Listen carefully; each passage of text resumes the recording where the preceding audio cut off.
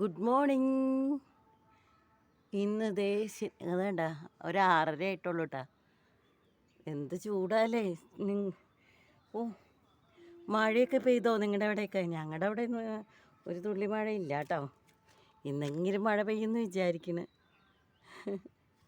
ആലുവയിലൊക്കെ മഴ പെയ്തു എന്നൊക്കെ പറഞ്ഞ് എല്ലാവരും ചോദിക്കുന്നുണ്ട്. എവിടെ മഴ? ഒരു മഴയില്ല.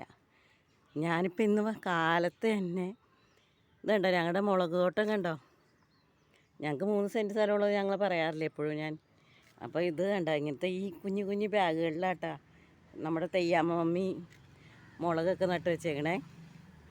അപ്പോൾ ഇതിനൊക്കെ ഒന്ന് വളം കൊടുക്കാമെന്ന് ഞാൻ വിചാരിക്കുന്നു. കാരണം മമ്മി ഇതിനോട് നനച്ച് ഇടണമെന്നൊക്കെ പറഞ്ഞിട്ടുണ്ട് ചെടികളെല്ലാം. ഡാഡി ഹോസ്പിറ്റലിലാണ്. അപ്പോൾ മമ്മി കുറച്ച് ദിവസമായിട്ട് ഡാഡിയുടെ കൂടെ നിൽക്കുകയാണ്. ഞാനാണ് വീട്ടിലെ കാര്യങ്ങളൊക്കെ നോക്കുന്നത്. ഹോസ്പിറ്റലിലും പോകും, വീട്ടിലെ കാര്യം നോക്കും. അപ്പോൾ ചെടിയൊക്കെ നനയ്ക്കാനായിട്ട് എന്നെയാണ് ഏൽപ്പിച്ചേക്കണേ. അപ്പം ഞാൻ ഓഫീസിൽ പോകുന്ന തിരക്കിൻ്റെ ഇടയിൽ ഇപ്പം അങ്ങനെ ചെടികൾ നോക്കാറില്ല.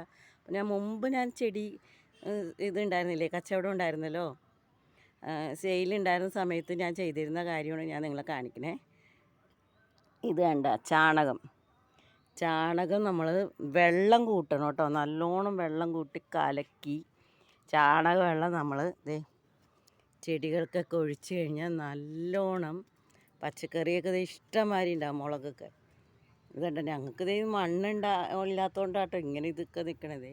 മമ്മിയുടെ വെണ്ടയൊക്കെ പൂത്തേക്കണുണ്ടാകും. മമ്മി ഇതിങ്ങനെ ചാണകവെള്ളം ഒഴിച്ചിട്ടാണ്. അപ്പോൾ എല്ലാവരും ഒന്ന് ട്രൈ ചെയ്ത് നോക്കണം. ഇത് നമ്മളിപ്പോൾ ഇരട്ടി വെള്ളം ഒഴിക്കൂട്ടെ ഞാനിതിൽ. എന്നിട്ടാണ് ഇത് കലക്കിയിട്ട് നമ്മൾ ചാണകവെള്ളം നേർപ്പിച്ചിട്ട് നമ്മൾ ഒഴിക്കും. അങ്ങനെയാണ് ചെയ്യണത്. മമ്മിയുടെ ചെടികളുടെയൊക്കെ രഹസ്യം ഇതാണ്. കണ്ട ചുവന്ന വെണ്ട ഒക്കെ ഉണ്ട്.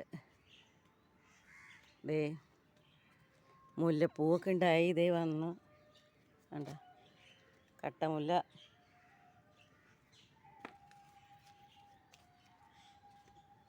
ഇപ്പോൾ ചെറിയൊരു വീഡിയോ ആണ്. ഞാനിന്ന് കാലത്ത് ഇങ്ങനെ എടുത്ത് വെള്ളം ഒഴിക്കാനൊക്കെ പോകണമുള്ളൂ ചെടികൾക്ക്. എന്നിട്ട് വേണം ഓഫീസിലേക്കും ഹോസ്പിറ്റലിലേക്കൊക്കെ ഓടാൻ. അപ്പോൾ എല്ലാവരും ഡാഡിക്ക് വേണ്ടിയിട്ടൊന്ന് പ്രാർത്ഥിക്കണം കേട്ടോ. ഡാഡി പാവം ഹോസ്പിറ്റലിലല്ലേ. അപ്പോൾ ശരി, നോക്കേ.